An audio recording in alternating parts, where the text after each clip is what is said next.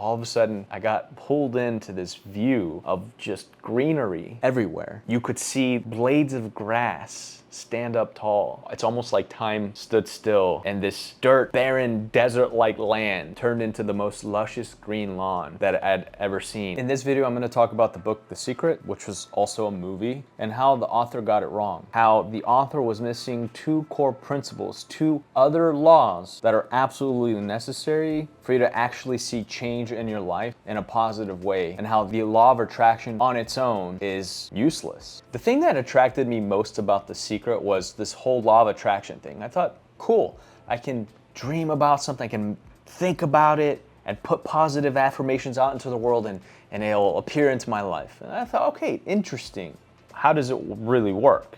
I really didn't know too much about the book other than the fact that you can attract things. But let me give you a little bit of backstory. So I had just graduated college. I graduated from UT Arlington. I was living in a one-bedroom apartment. My friend was leasing it to me, so I got kind of a deal. And I needed a job before I could break into media sales. I got a degree in broadcast management. I heard you can make some good money doing media sales. And of course, I was gonna use that money to make my own films and break into Hollywood.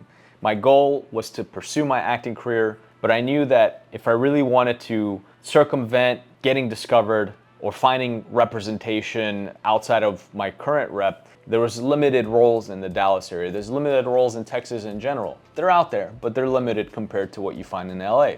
So I was gonna have to find a regular job just to pay the bills. The opportunity came to move in with my brother. He was already living in Dallas, so we decided on Uptown. We found a nice, safe neighborhood, and we moved there together. We found a 2-bedroom, 2-bath, and it was a perfect scenario for us. So then, off to the job hunt. I actually started applying to places.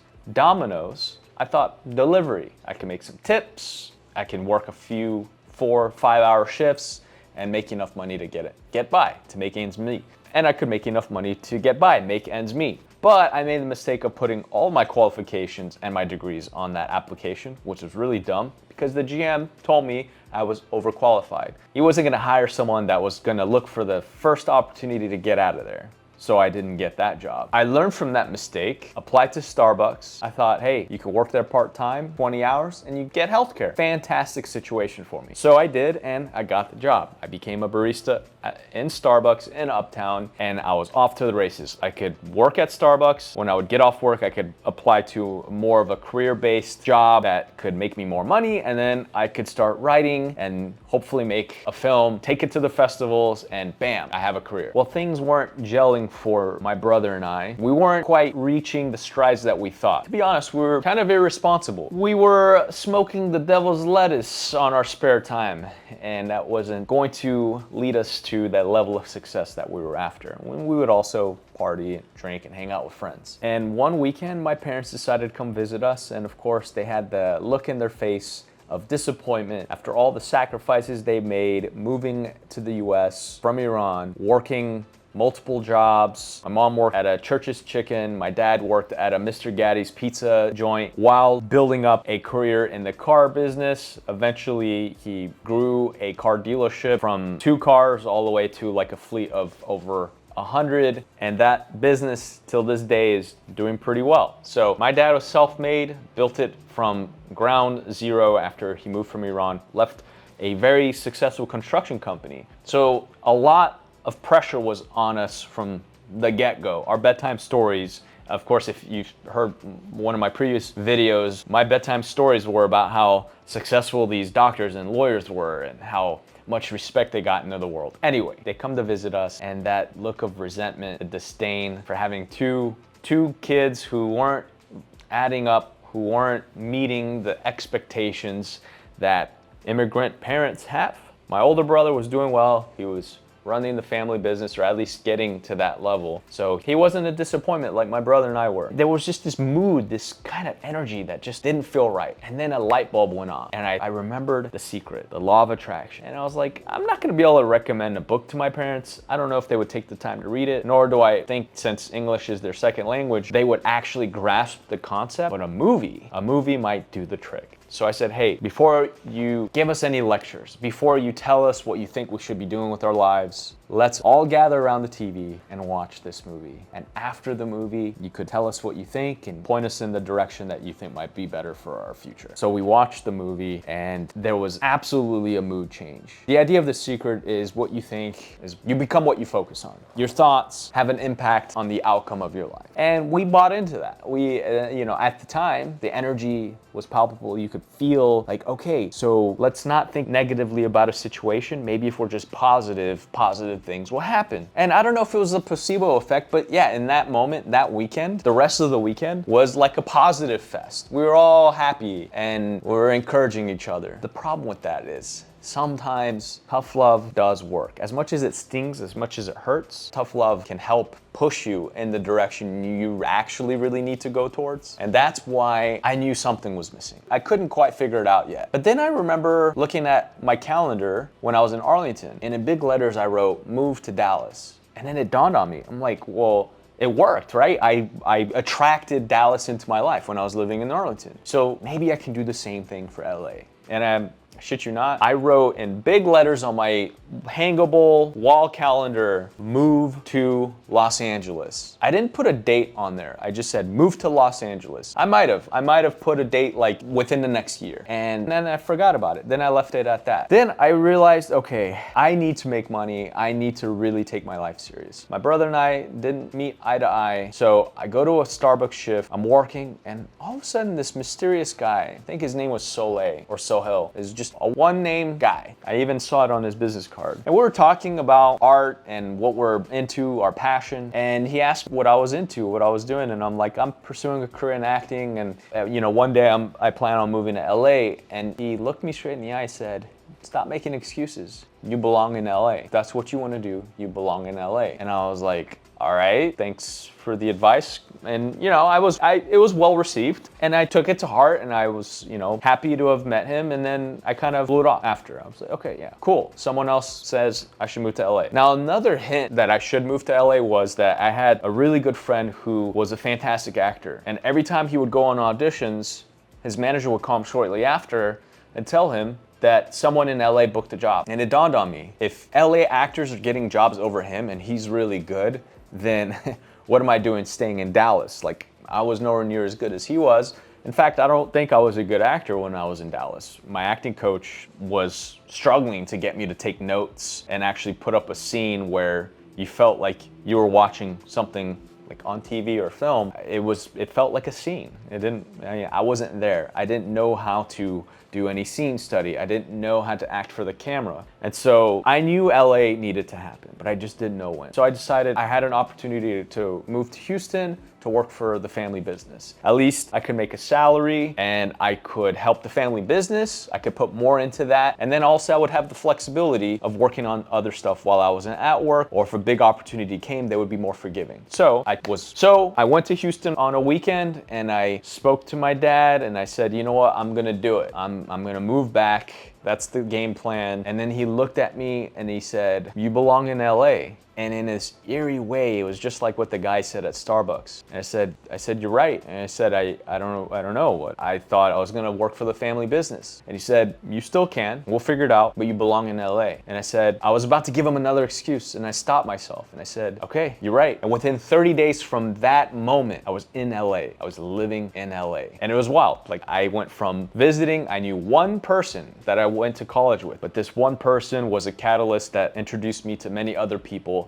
And then I got an agent and things started falling into place. A few years later, my brother, my middle brother, who I lived with, comes to visit. All this while I'm still trying to live this life of attraction and bringing things into my life. I mentioned it to one of my friends about how this is cool, like living life like The Secret. And he kind of put me down and was saying that, that's not a way of living. What about the people that live in third world countries who are trying to attract more food into their lives that, doesn't work for them? And I thought, okay, well, maybe circumstantially, yeah, it's based on your surroundings and where you're at. And he brushed it off, thought it was useless. And I thought, okay, well, maybe it's not for everybody. But again, I still felt like there was something missing. Until one day, my middle brother, he's visiting me and he talks about this book that he got, and he's like, yeah, it's pretty cool. One of the authors from The Secret, there's a handful of guest authors slash speakers that appear in The Secret. He said he wrote a book based off of that, and I was like, interesting. And I was like, did you read it? He said no. So I thought, okay, that is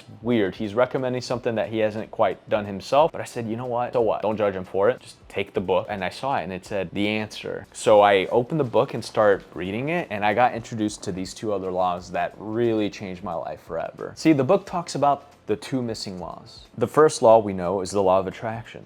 The second law is the law of action. And once I heard that, I was like, duh, of course. You can't just try to attract things into your life, you have to act on them. And then I would even like take it a step further, and you have to like iterate in different ways from that action. Did that action yield something? Which that also ties into the third law. But when it comes to the second law, I started to realize, okay, you put yourself in environments where there's more opportunities, you attract that, you put that in your mindset, you then need to have your behaviors align with those attractions. Align yourself, right? So if, for example, I wanted more auditions, going to parties and going out and drinking did not fall in line with the law of attracting auditions. I had to take actions that would actually put me in that position, right? So having an agent helped, getting a manager also helped. That increased the frequency of auditions. And then what if I wanted to book auditions? Well, I had to get good at booking auditions. So what was the action I had to do? I had to go to audition technique classes, because that in itself is a whole completely different game than just being good at acting. I knew amazing actors who went to Yale and Harvard who just were thespians, like through and through. They could put up scenes, they could do Shakespeare, Hamlet, but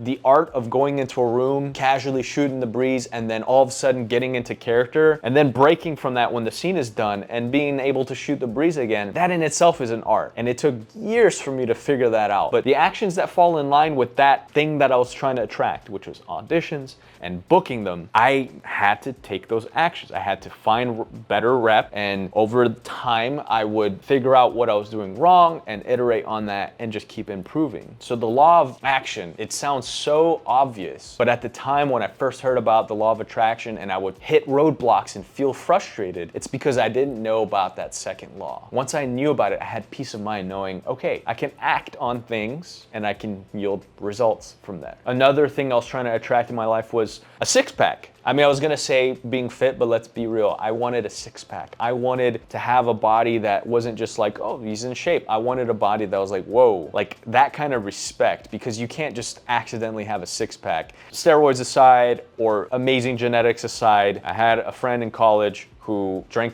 beer and had a six-pack year-round.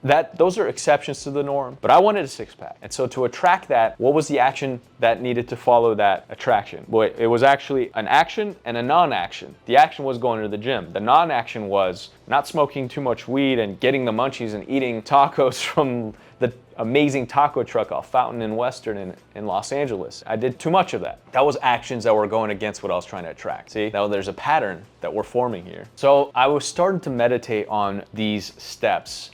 And of course, I read the third law that I want to share with you now. And this was such a pivotal. So I would meditate on what I wanted in my life, the actions I needed to take. And then of course, the third law, which is, I mean, the icing on the cake. And it's necessary for a lot of people who are go-getters, who do take action to hear.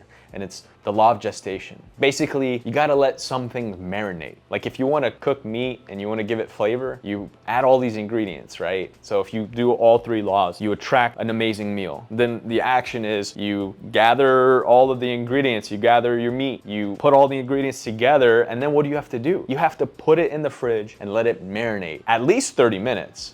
It's recommended that you do it overnight if you're using, some liquid-based marinades and you really want it to get inside that meat. Let it marinate overnight. And in some cases, depending on what you're making, you need to marinate it for more than one day. So that aha came from the fact that we sometimes do all of these actions and we want to see results with things. Things have to gestate. I pulled up my phone to share with you the definition of gestation: the development of something over a period of time. Various ideas are in the process of gestation. I love that, especially development. And we get really impatient with wanting things where we live in this instant gratification time period where everything has to happen and we want to see it. But if we start to think about this law, it gives us peace of mind that things can happen. You just have to give it time. You just have to let it marinate. My favorite story regarding the third law was when I moved into a 5-bedroom house with some of my friends. Actually, 3 of us were from Texas. One of our friends was from Jersey, and we met through Sundance, and it was a whole story in itself. But we moved into this house, and the backyard was non-existent. I mean, we had a yard that kind of extended around the entire house, but the backside was just dirt. And one of my roommates decided to take it upon himself to grow a lawn. He volunteered, and we said, you know what? Whatever you want to do. It wasn't expected by any of us, but if you want to take on that challenge, best of luck to you, sir. So he starts gathering. Of course, he inadvertently started applying these laws. I don't know if he actually took the time to think about it. We were all on this positive kick. We all wanted to level up and get better. So he attracted this idea of having this luscious lawn in our backyard. So first step was think it, right? Second step, he took the action of going to Home Depot and gathering all the equipment because we didn't have any. And he got seed and dirt, I guess topsoil, and all the things that you need to basically grow some grass. And so he makes multiple trips back and forth to Home Depot, slaves away at this yard. He puts in all of this work and starts watering it and goes back and forth. And then one day, I think it was like 4 days later, he throws in the towel. He's like, I'm done. I'm not doing the lawn anymore. And we said, well, we weren't expecting it. So we kind of brushed it off. 5 days later, I'm in the back office, which leads to the backyard. We would work there. And for some reason, I was sweeping, I was cleaning, and I had to brush out some dust. So I opened the backyard door and I'm sweeping to get the dust out, and I sweep, and as I sweep the dust, you see it float in the air. All of a sudden I got pulled into this view of just greenery everywhere. You could see blades of grass stand up tall. It's almost like time stood still, and this dirt, barren, desert-like land turned into the most luscious green lawn that I'd ever seen, like those commercials where they're pitching the whatever fertilizer that they're selling. And I yelled out to my roommate, Charlie, and he rushed outside and he stood barefoot right at the edge of the door and started looking around, and the look on his face, he had this huge smile that all of this work that he put in finally came to fruition, and we finally had a yard, which then led to us having barbecues and having a hammock and really enjoying this house. And it's because of the law of gestation. There came a point where all of the work that Charlie did finally came to a tipping point where he was overwatering the grass. The grass needed sun. The grass needed just a break, and it needed to grow. It needed to do its own thing. It needed Mother Nature to take over. All the work was done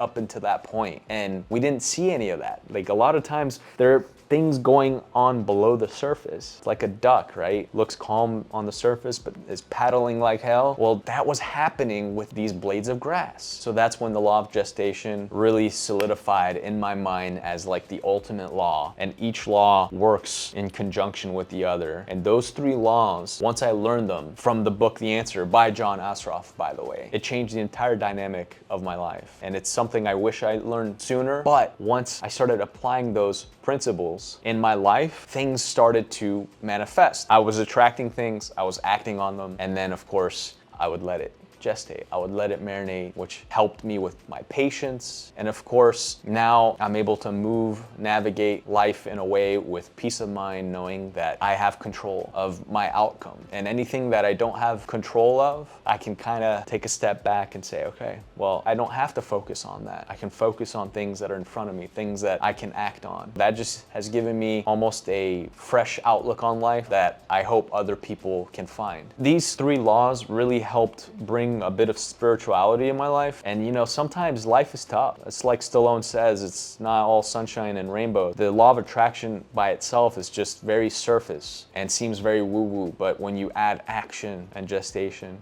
it just it all makes sense and it clicks. So I'm wondering if there's anything you're trying to attract in your life and there's an action step that's in front of you that you know you could take, put it in the comments below. I'm curious. And if you have taken that action, are you waiting? And if you are, maybe you should try to attract something else in your life that you can act on. Otherwise, we'll be constantly pulled by the instant gratification needs of social media, and our attention is going to be spread out, and we won't actually have a life filled with joy. I hope that people can apply these in their own lives, and I'm going to continue to do it too, because sometimes I get lost in the shuffle of things and I want this and I want that. I try to attract things, they don't come about, they don't happen, but I focus on the things I can control. So I'm going to keep doing that. And one of those things is creating content, telling stories that have had an impact on my life. So I hope if you've gotten this far, you got something out of this story. Until next time, peace.